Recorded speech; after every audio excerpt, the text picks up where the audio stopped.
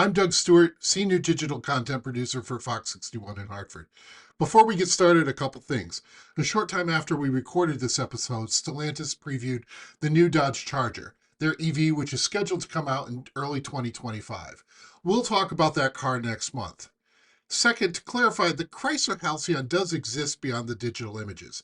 They showed it off at the Amelia Car Show in Florida in early March. It still isn't clear if that model is much more than a mock-up or if it can move under its own power. And there's nothing wrong with that. It's common in the car building process. But any of the video that you see of the car moving appears to be just CGI. And with that, here's the show.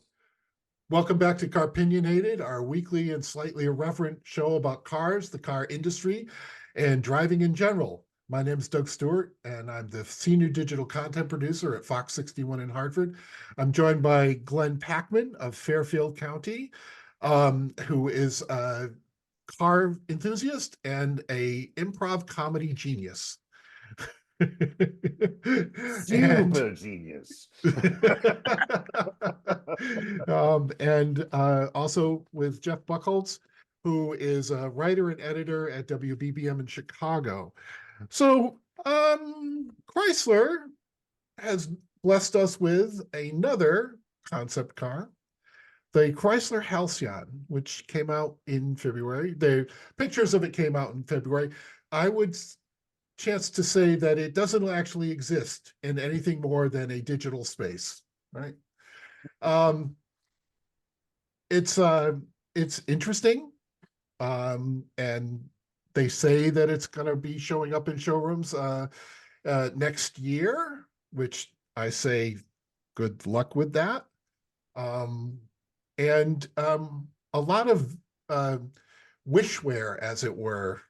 It's not software for the car, it's wishware. Because who doesn't drive down a desert highway and want to see what the constellations are through the moonroof? So, Glenn, your thoughts on the new Chrysler Halcyon? When I opened up the article that you sent, and that was my first intro to this, because I live under a rock sometimes. It was a great article to read, but when I opened up the article, the first thing that popped in my mind was the theme from the Jetsons.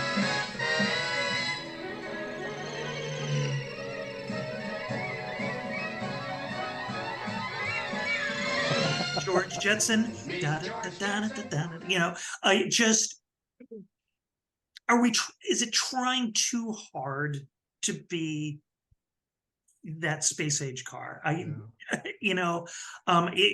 It's just, it seems like a lot of style, and what about substance? And is this the car America wants? And all those questions come running through my mind.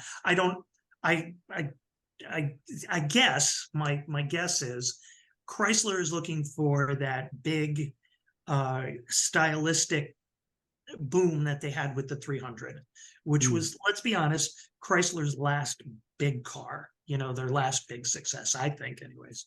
And I'm wondering if that's what they're trying to do. They're trying to create that next generation of something that will garner that kind of attention. That's the only explanation I could come up with. It's a lot to look at.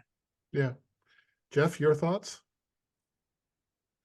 I'm going to assume that the folks at Stellantis actually were serious about this, and this wasn't just sort of an homage to like the Firebird 3 and the sort of outlandish dream cars that General Motors would come up with and tour with Motorama in the 50s. It's probably one of the most disappointing concept cars I've seen in the last 20 years. The company is on the cusp of bringing out a new electrified version of the Charger, which is a phenomenally good looking car, and one that uses that division's visual and styling cues in really novel ways, and really sort of in a way that is true to the ethos of the brand, including Frapzogs, for God's sake. Look it up. And this thing is so divorced from any reality. It is like what designers in 1980 probably thought a car in 2000 would look like. Mhm. And and you're right, Doug, like all of the features on it are just, I mean, I can't imagine that they exist. And B, like, I'm not sure if that's what people are looking for. I Oh think, and yeah. also C, it assumes a level of autonomy in terms of driving that we will not arrive at next year or in 2 years or in 5 years, not without a whole lot of lawsuits. Um, I don't care what Tesla says about their cars. They're not full self-driving, No. and no car is full self-driving at this point. And I just, it is this flight of fancy that is, I mean, if for something that is just kind of, hey, let's just design this car of the future, I wanted it to look cooler. It just sort of looked fine, I guess, and we've been, I guess we've seen a lot of cars in the last 10 years that have really brought futuristic sort of modern technology in looks that are contemporary and are emotional and editorial, I guess, to borrow a fashion magazine term. This literally looks like it could have been designed by a Chinese startup. And it's from the company that gave us, the forward look of the late 50s and those great kind of slab-sided 60s cars like Mr. Drysdale's Imperial and the fuselage cars from the 70s Yeah. and the cab forward cars from the 90s, which looked terrific, and even the LX cars, the 300 and the Charger and Challenger, which are handsome in kind of heritage style. This is just, I don't know who drew this car. I can't believe it was anybody in Auburn Hills. It's just, I don't know what it means and what it stands for. Right. Yeah, I, I'm going to diverge from you a little bit. I didn't think it was a bad design. I thought it was very iterative of 20 other cars. There's a Jaguar that it looks like from 1990 or so. There's, it's just like that kind of cigar shaped sort of thing. Like, but I didn't find it unattractive. But again, like you're right. Like all those cars that Chrysler made, there's a heritage there that they totally ignored. And Chrysler has, in the 300 really was good at picking parts of those and kind of and being able to move on. But this thing just, it's like every time I see one of these flights of fancy with those kind of gull wing windows going on and the doors that open, we're not going to call them what everyone else calls them, but the doors that open and the edge hinges. Coach doors, right. All right. Yeah. And not that other word. I get right, it. right. And so I just look at that and go, one accident, one And by right. right, because those things are never going to line up again. That glass window is going to just PPG glass is going to make a fortune making those and remaking those. And for and then you got to build it, right? This is what when Glenn and I talked about Stellantis last year. Actually, it might have been at the end of 2012, 2022. Like you got to build something. Because they've had, so they had the Portal in 2017, which was some sort of electric vehicle. Yes. The Airflow in 2022, the Which Charger apparently got killed. Right. Apparently the Airflow got killed. Right. And it was a decent looking car, I thought. It was, yeah. It looked like a car they would build. Right. Like they could build. Like they could just okay, we're ready to send it down the line. Right. I know it's not that simple. No, but you're right. The guys, and all respect to the UAW and the hardworking people on the line of Stellantis. Lynch Road is never going to touch that car. No way they're ever going to build it. Right, right. Yeah, I don't know. I don't know. Glenn, what do you think of? Have you seen the new Charger? We talked about it a little bit Oh, one time.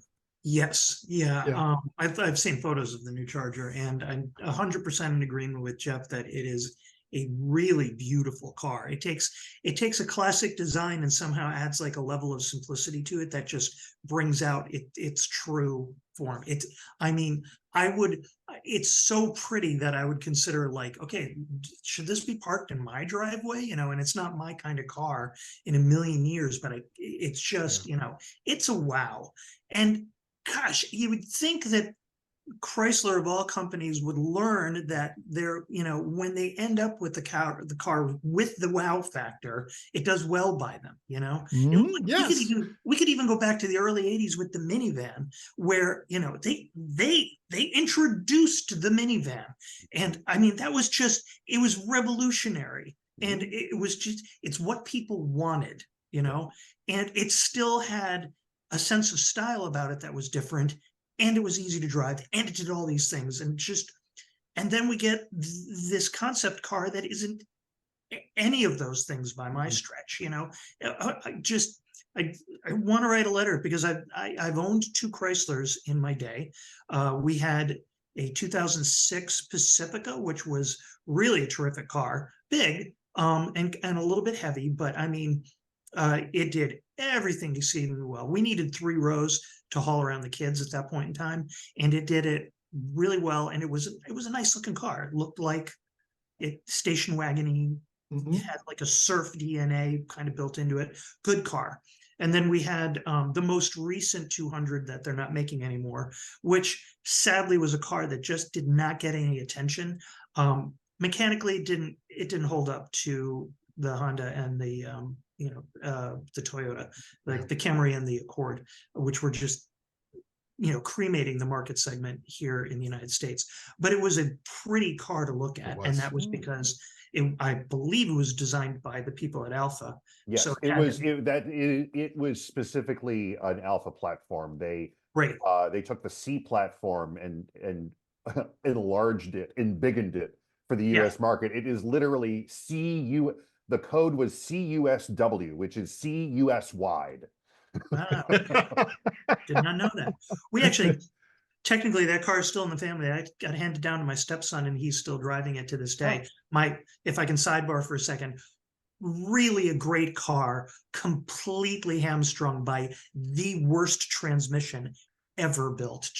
It has the ZF automatic 9-speed with the little dial. And the little dial is fine. I don't care about that. But the transmission was just It was about three shift. Yes, 3 speeds too many. Right. Yeah. I think we should be in 6th, no 7th, no 8th, no 7th, back down to 5th, no to 6th. And it was maddening. It was a maddening transmission. It made me long for CVT.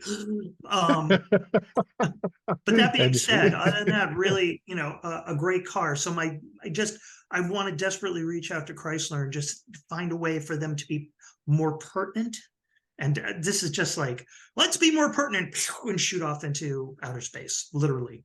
It's the Jetson mobile. Yeah, the state of the art in vehicles right now has advanced to such a point that if you're going to roll out a concept like that, it kind of has to be corporeal. Like you kind of have to see it and have it actually be in a form that people can experience instead of it being a 3D render. Right. It's not, it can't look like, AI make me a Tesla Model 3. Thank you. Yes. Right. Yeah. And that's what I'm getting from this. It's like somebody pumped into their computer, hey, what does the Chrysler of the future look like? And a computer decided to put that out, Yeah. It's vaporware. I mean, right. Exactly. And, and we talked about this moment in the episode we did about car shows, and that car show that Glenn was talking about where the CEO came out in a Fiat 500 to sort of announce that they were going ahead with the merger and What they were showing at that point was the would have been the 4th generation Grand Cherokee, right? Mhm. Which was literally 2 years away from being built. But the point was, in the middle of the Great Recession, they wanted to say, we have product, we know it looks good, and we're moving forward with it.